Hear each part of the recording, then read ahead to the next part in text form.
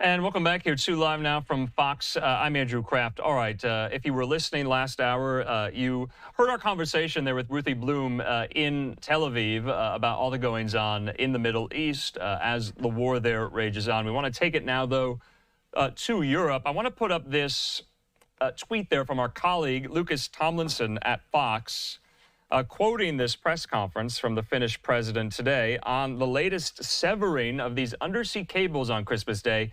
The Finnish president saying, quote, "It is necessary to be able to prevent the risks posed by ships belonging to the Russian shadow fleet." So what's going on here? Well, a power cable linking Finland and Estonia, it's under the Baltic Sea. It suffered an outage, prompting an investigation. And so the Finnish president there saying the interruption, though, would not affect electricity supplies in Finland. Now, the Estonian network operator, their utility company, said that there was enough spare capacity to meet power needs on the Estonian side. Now, authorities have been on edge about undersea infrastructure in the Baltic. You'll remember two data cables, one running between Finland and Germany, the other between Lithuania and Sweden, were severed in November. Germany's defense minister said officials had to assume the incident was sabotage. The remark came during a speech in which he discussed hybrid warfare threats from Russia. So what's going on here? A lot of malign activities going on in the Baltic Sea, of course. This comes over the very high-profile one that occurred in September of 2022. Remember, the Russian invasion of Ukraine broke out in February of that year, 2022.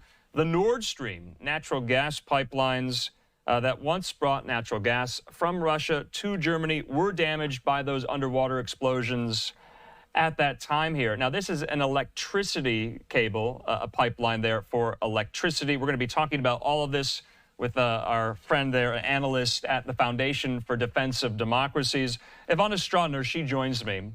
Ivana, thanks for being with us here on this Thursday.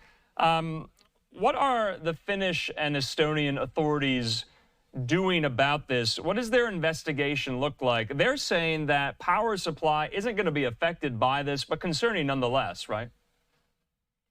Thank you very much for having me. Indeed, Finnish police is right now investigating whether a Russian ship was indeed involved in the sabotage of an electricity cable running between Finland and Estonia, as you have just explained.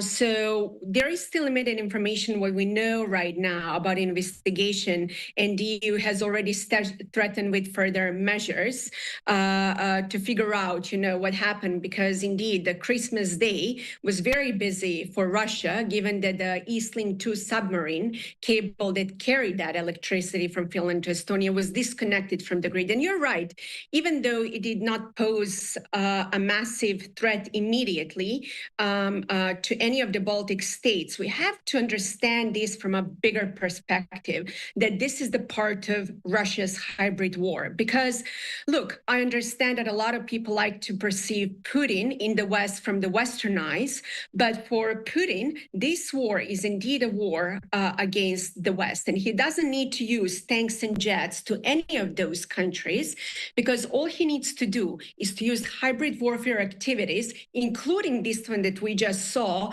in Finland, using sabotage to undermine the West. You mentioned the one in 2022, and I think it's tremendously important to note, because the Western intelligence has warned about sabotage activities, which is part of Russia hybrid warfare. And this is just below the threshold of war. So it's not something that can easily invoke Article 5, because that's exactly what Putin doesn't want. He doesn't want to fight NATO directly. Sure. But this is something very concerning, because indeed it puts the West on the defensive and trying actually to show, that it's Russia behind that, while Russia is using immediately all propaganda tools in the West, but also in Russia and in the global South, to show actually that this is just the part of Western propaganda. And it's not only, all those sabotage regarding cables. What I worry about, given the latest the latest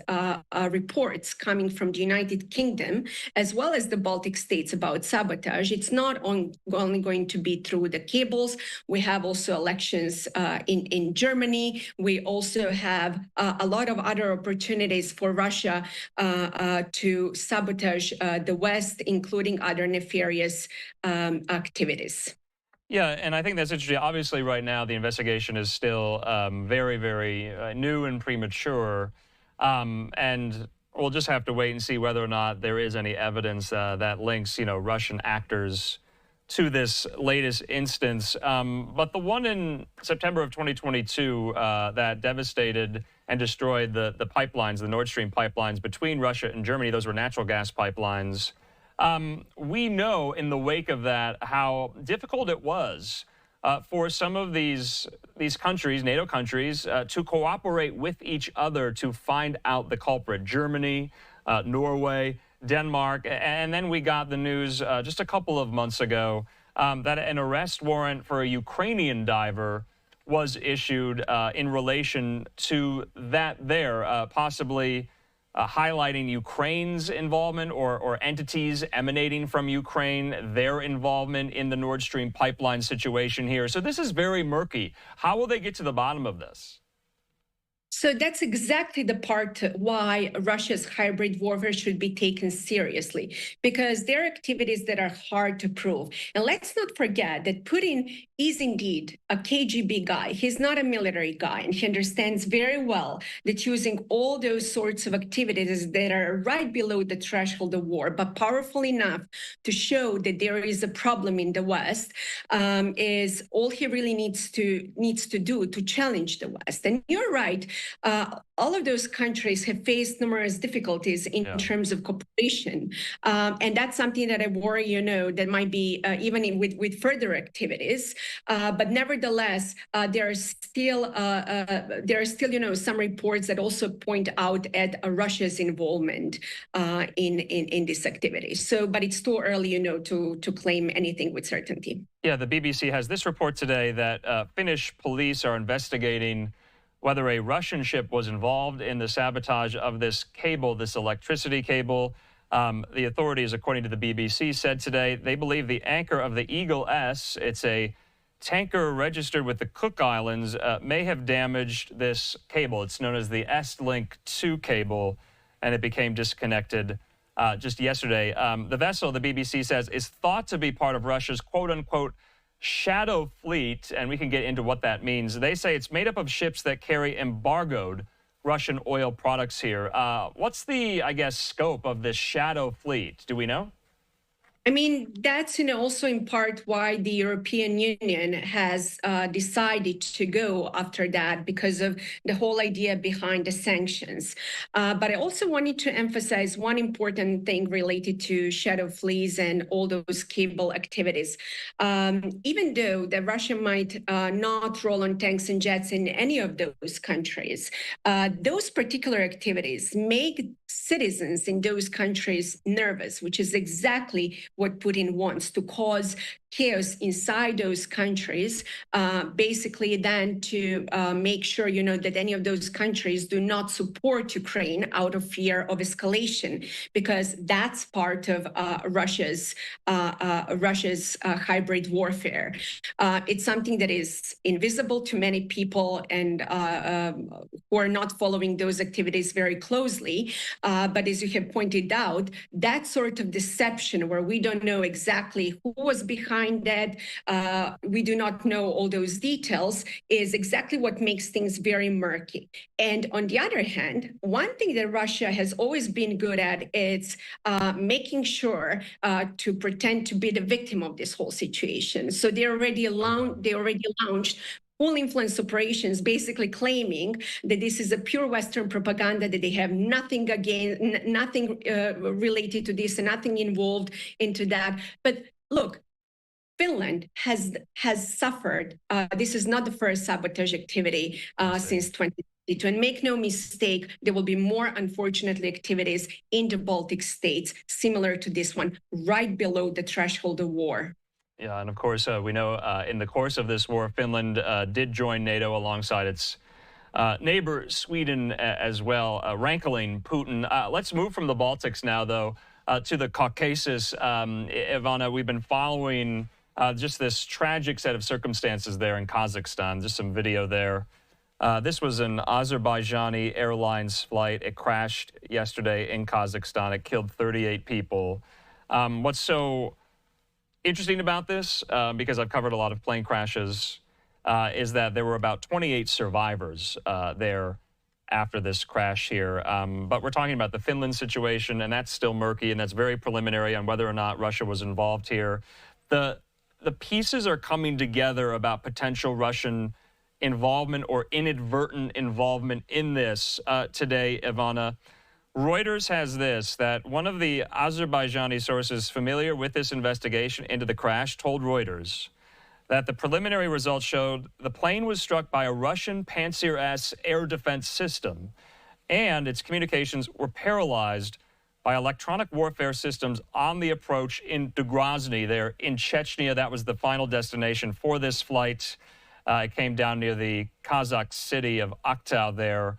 What more do we know about this? That's new reporting from Reuters. They have a source directly saying a Russian air defense system took this plane down. Why? Or was this a mistake? So indeed, as you have noticed, very little has been officially known when Azerbaijani Airlines flight that was traveling for Azerbaijani capital Baku to Grozny that was shot.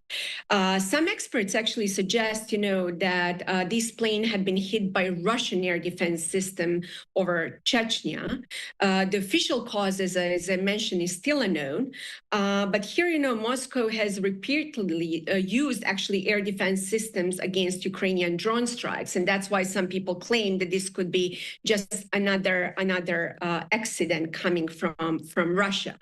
As I mentioned, there is very little official information that we know so far, but what we do know that Russia's aviation watchdog stated, that they claimed that the pilot actually had some emergency landing after a bird strike.